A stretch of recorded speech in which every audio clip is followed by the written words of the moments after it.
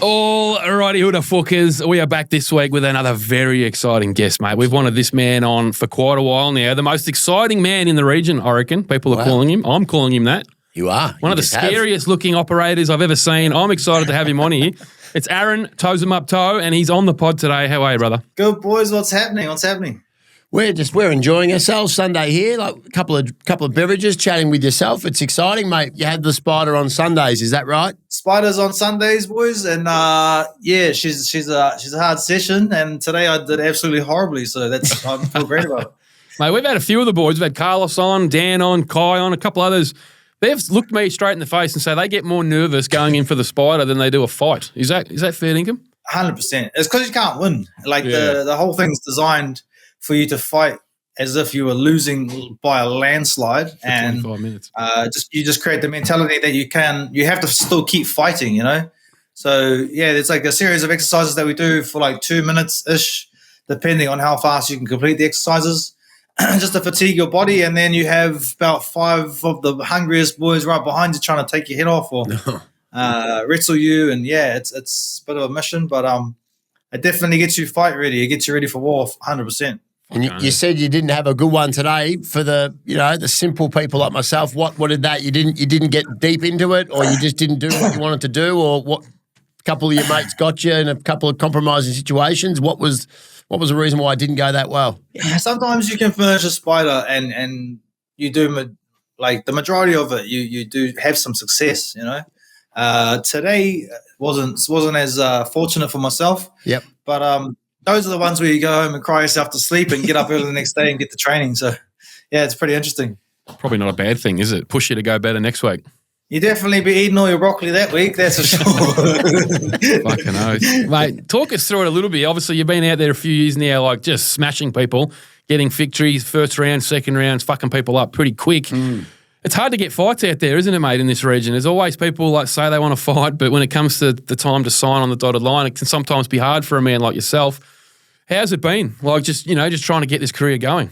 Yeah. So I've been fortunate enough, obviously, to be under the tutelage of Dan Hooker for the last 5 years, and then obviously recently moving over to the CKB and amalgamating our Combat Academy gym with them. Obviously cross-training most of the time that I've been training with Dan, but it has been difficult. Obviously, coming from a gym like Dan Hooker's or from CKB, there's an extra bit of boogeyman factor that people get, you know, the heebie-jeebies that they feel when they hear the name CKB after watching, obviously, our teammates run through the entire world. But, my first round knockouts and especially like the Arsenal X ones, just putting people to sleep with one shot. So it's been a little bit difficult. I have had some people say that they did want to fight me and things didn't line up. Obviously, Cody Haddon just got a UFC contract.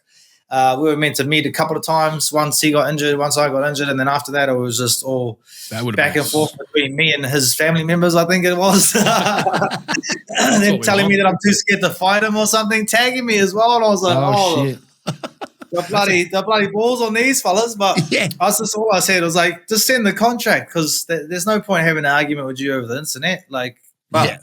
Respect to Cody, he did really well. I thought that his boxing style was going to definitely give the other guy some trouble. He's crisp, isn't he? And yeah, that left hook, bro. That left hook is nice and crisp. But I'll trade him overhand for one of those any day of the week. Mate, I tell you what, that would be a fucking scrap. You two going at it. Maybe we'll get that in the UFC potentially coming down the line. Well, that was the thing. Is like you want to put us both like massive prospects up against each other. He's still quite young too, so there's definitely a lot of wiggle room there. And then maybe further down the line, when we're both in the top 10 of the bantamweight division, we can throw down and then maybe do it in New Zealand, maybe do it in his part of the world. And I think he's from Perth, or Melbourne. Perth. Yep. Perth. But yeah, I'm more than happy to share a cage with someone like that. It was the respect that he has for himself and the way that he carries himself is pretty cool to see. So absolutely, you talk about. I think what's cool is his fighting style, knocking people out, doing that, which can give people the heebie-jeebies. Obviously, the City Kickboxing thing as well on the local scene. But I tell you who it wouldn't give the heebie-jeebies is Dana White. A guy like yourself, he loves that kind of fight. Like he's always out there saying, give us highlights, give us, put yourself out there. So I guess you have that opportunity, you go out and do what you've been doing best. All that other shit doesn't matter anymore because you'll be on a stage where you'll always have a fight. You'll always have someone willing, and with every victory, with every knockout, it'll propel yourself forward. And it's a company where it doesn't sort of give anyone any special treatment. If you come out and do big performances, big highlights, you can get pushed pretty quickly, I reckon. So you must be excited about the potential of where your career can go and how quick it can go as well. Yeah, absolutely, boys. Like all I've been telling the team is, get me to the dance and I'll do the rest. They want to see the boogeyman. I can boogie, bro. So, yeah, this left hand, the right hand, put it on anyone's face in the world, and I reckon I can put them down. Obviously, that kind of exciting fighting style and the character that I bring to the UFC and their marketing team is definitely going to work in my favor. Having my mataora on my face and carrying the character of being a Māori warrior is definitely going to help them promote me. But yeah, so that fighting style, that aggression, the technical aspect that I carry is going to definitely push me places quite quickly. So that was why they kind of slowed me down a bit with my UFC debut, obviously with the Contender Series, just to make sure that once I get my foot in the door and kick it down, I can go and just keep the whole house. I'm moving in, boys. Hey, where's the beer fridge? That's what I'm asking. Absolutely, where's the beer fridge? And it's the biggest job interview of your life, isn't it? And as you said, your style, custom built for what Dana White wants to see. We saw it just during the week. Teammate of yours, Cam Rowston, didn't get the chocolates on Contender Series, but the bloke that beat him, I think Terence Finney, whatever his name was, got the win, but then just had to sit there and just get berated by Dana White for about 3 minutes, just saying, mate, you're fucking boring, you're no good, what the hell's wrong with you, and didn't give him a contract. So, even if, you don't have to win, as long as you put it, fucking fireworks, they'll sign you up. Yeah, well, that was the unfortunate thing about that whole situation. And Eugene was saying that he was in the obviously next to the cage in the corner of the boys when they were wrestling, and he was just like, you're ruining both of your guys' chance to get a UFC contract. He's like, neither of you are going to get a contract like this. That's the whole reason why he got denied the last time. Yep. Because he might as well been on OnlyFans cuddling Cam, the way that was going. It was actually really disappointing because the moments that they stood up, Cam, could see that how keen Cam was to actually have a fight. Yeah. How do you go all this time and be given an opportunity like that and not make the most of it and not even just attempt to show, look, it's not a wrestling match, boys. As much as we want to pretend like this is a mixed martial arts sport, the only reason that people wrestle is so they can pin someone down to smash their head in or choke them out. Yeah, exactly. Holding someone on the mat, holding their shoulders down is, bro, might as well go to the Olympics. Yeah, he wasn't advancing position. He wasn't looking for finishes. Wasn't looking for subs. Man, he was just fucking. Yeah, he laid a big fucking egg out there, I reckon. Well, the reason why he wasn't trying to progress because of how well Cam did getting up. Yeah, he is the only person. If you watch that Finney guy's other fights, he's the only person that continuously and got up without putting himself in danger. He continuously fought. Not one point in that fight did Cam stop fighting, even though he was getting smothered. Cam constantly moved to get up. He constantly tried to get to the fence. He constantly fought the hands. He constantly fought off his back. He constantly pushed them back. If you're going to measure it in effort, Cam won that fight by far. Agreed. But he just didn't get the hopefully they give him another crack, man. Hopefully they see that and go, maybe the matchup wasn't great. Give him another crack and see what he can actually do. Give him a better stylistic matchup. I was hoping to get close enough after I just absolutely knocked this next guy's head off. I was actually hoping to get close enough to Dana and them to just say that, give him another shot. On, bro. Yeah. If they do some kind of interview after my fight, or after I get my contract, I'm just going to push it because he got his opportunity taken away from him, and that guy works hard, bro. There's no one else in our gym that works as hard as Cam Rowston. Surprisingly, he's Aussie, boys, but he that's rare. He works hard, bro, and he out of anyone that is coming up, he deserves it the most. Mate, I have a lot of respect for Cam and the boys that Cobb and that train together. They're always on the mats, bro. They're always doing something to progress and work and the stuff that he worked to keep getting up in that fight was it was working, but he just didn't get enough range, and that guy would just shoot. Cam hit him with a few good knees, a few good punches, and unfortunately, the guy smothered him for 12 minutes. And it wasn't obviously the world's smartest bloke either, because Dana White said, "I gave you a blueprint last time. What I wanted you to go and do." 1 second, boys. I'm just gonna go let Dan Hook in the house. Oh, you're right, mate. Get him on the pod. Hey, Dan. He's a friend of the pod. He knows the boys. No, it's not even Dan. Oh, boo. It's Brody. No. Oh, It's another one of these fucking Aussies. Hey, come and say hello to your cousins, bro. what's going on, Skipper? Hurry up, mate. Who the fuck are these guys? Exactly. This is Brody. How's it going, boys? Hello, mate. He's got the mullet going He's got down, a great head boys. of hair. Jealous over here. Australian as fuck. Hey, we all do. It's the water here in New Zealand, brother. Yeah. But yeah, he's an up-and-coming fighter out of CKB. He just actually nice. won the Relentless Challenge, which was like a sponsorship opportunity. So he's training over here for a whole year, and Beautiful. hopefully we can scare him the fuck away because he's an annoying little bastard. So yeah, He can fight, bro. He's progressed quite well. He's another one of he trains quite a lot with Cam and Cobb. So Nice. yeah, great asset to the team. We'll see him on the pod at some point, no doubt at all, mate. Yeah, for sure. Take us through, as I said, styles make fights. It must be tricky because I don't think you even know who you're fighting yet, do you? Because your original opponent pulled out. Not sure if you've got a name yet. What are we doing, man? Oh, that's funny, boys. That's what's hilarious about it. I never know. I never look. Don't want to know. I've never looked. Do you know how I find out? This is how I find out who I'm fighting. Is I see a poster when they post it on Instagram. There you go. Yeah, I have no fucking idea. Anytime like that, who I fight. My coaches obviously do that kind of stuff because I trust them and I believe in their process. So pretty much, I'm just the guy that they say run 100 meters and jump off that bridge, and I run as fast as I can. I don't even look before I jump. Mate, that's good. That's the kind of student you want. I'm 10-0 as a mixed martial arts. Obviously, the Arsenal X fights don't get counted because one round's kickboxing or Muay Thai. Kickboxing and MMA, so they don't count that as a sanctioned MMA fight. But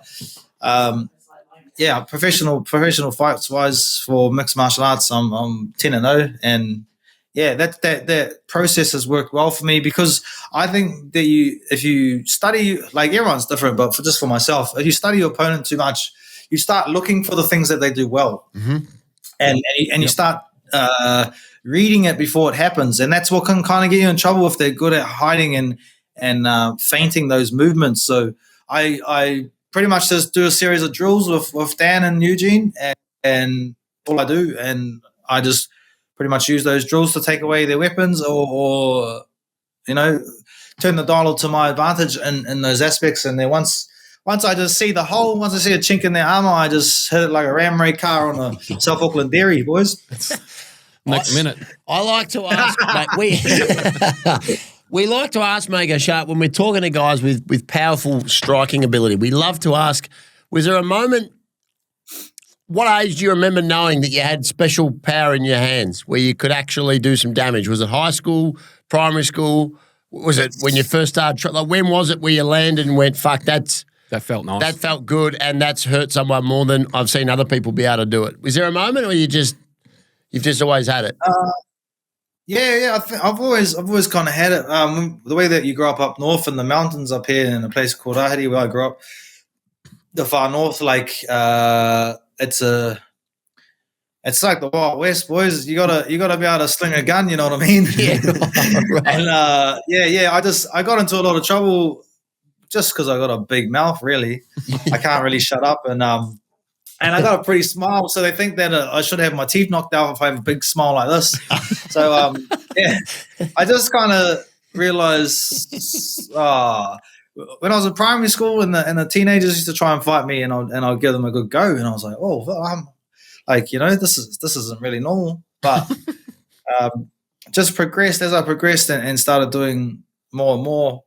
Realized how much of an asset it actually is because I just assumed that I thought that everyone could hit the same. And it wasn't until Dan showed me how to punch properly that because I was breaking my hands before that point, and it just kind of destroyed the way the way that I commit, because you don't want to overcommit to stuff, especially like hitting them on top of the head and stuff. You just turn your hands to mince. But once he really showed me how to align your bones properly, that kind of stuff just changed the game. And now when I commit to my punches, it's early night, boys, for sure. I don't get paid by the hour, that's all I'm saying. You do not at all, mate, at all. Take us through a little bit about Dan Hooker, because we love the bloke. I think everyone loves him. How can you not love him?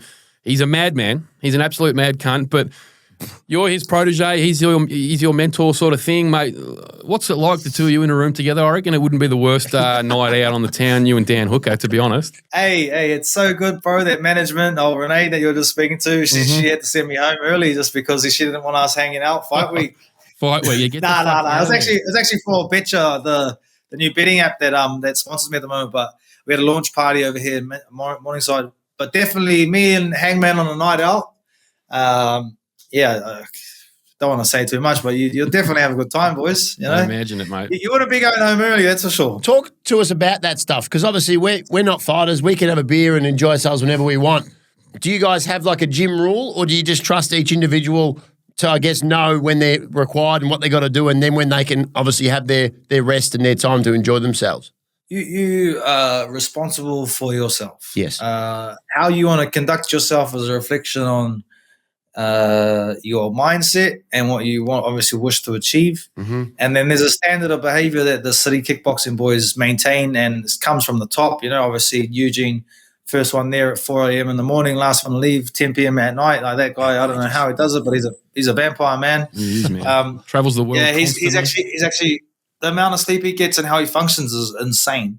But like Dan Hooker being the captain, Israel and all the other boys, like, as long as you maintain the standard up and no one really asks you any questions, it's just when you start falling off the bandwagon, you don't make the classes that you're expected to make, which is a lot. But if you don't make those classes, then people will start asking you questions, If you don't perform, if you don't start having a shit performance or just sparring shit, or when you do the fitness, you look like you don't even want to be there. Like, people will start asking you questions, and your attitude definitely reflects how you conduct yourself outside of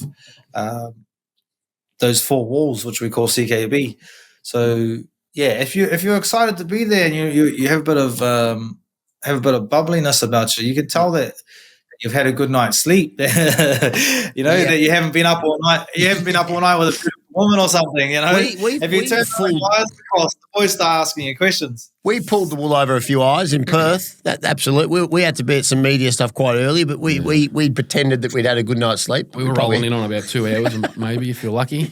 That was only 3 days though. We couldn't keep that up for much longer. It takes a bit of practice, It's like anything; it's a skill that needs to be honed. And if you want to sharpen that sword, you got to be out there every day putting the work in. Fucking oath you do, mate. You mentioned this before. I agree, mate. I think we got to get over to CKB and get into one of these sessions because we got a lot to learn. I think that wouldn't be a bad idea, boys. I know a few people. He's just looking at two Aussie blokes who wants to belt. You go, come over, come and do a spider with me. I'll take you through it. Yeah, fresh meat. I meant the after hours. That's what I was talking about. Good. That's what I was talking about. I'm glad that's where we're at.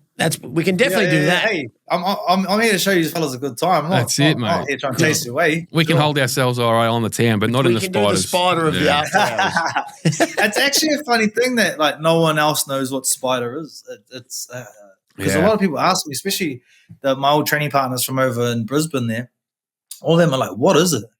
And I was like, "If it was my secret to share, boys, I'll let you know." But it's definitely not fun. That's for sure. It's not something that you look forward to. Like when it's because we do ours on Saturday morning, and when you get those itchy feet on about a Saturday afternoon, it's a nice, beautiful day. There's women out at the beach with bikinis on, and you're just like, oh, nice cold beer would go down fucking beauty right now. And then all you just have this feeling in your mind and your heart, it was just think you're like, I do not want to do that.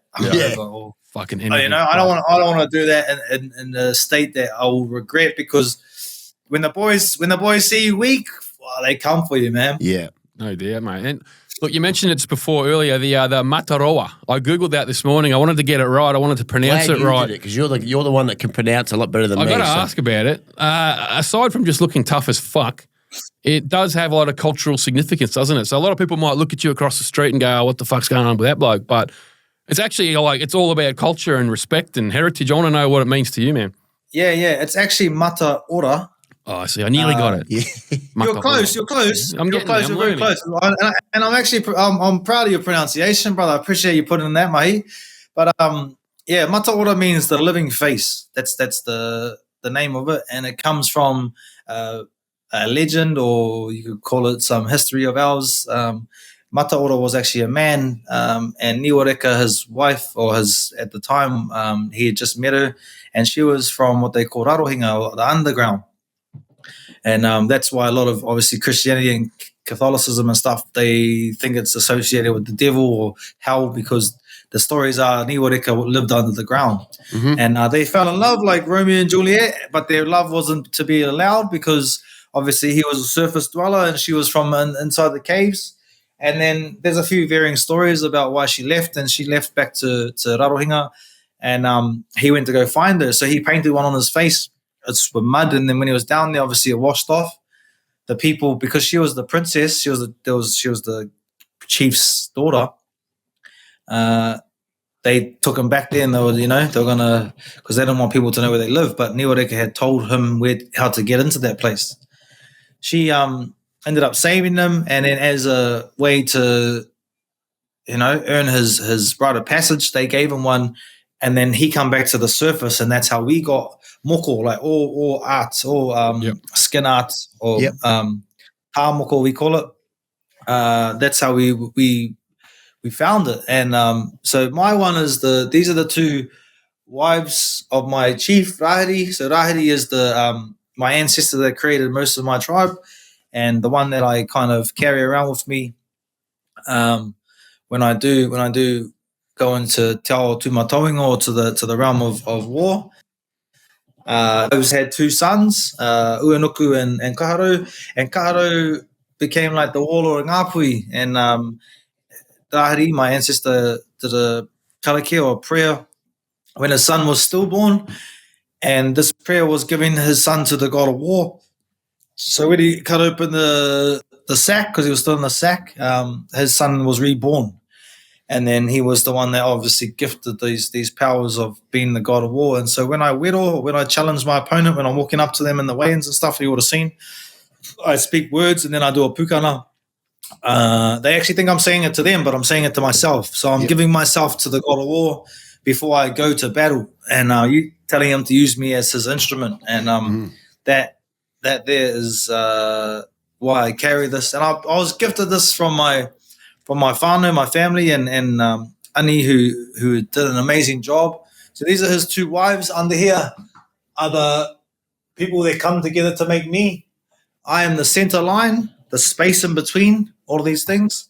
Around my mouth is my immediate family.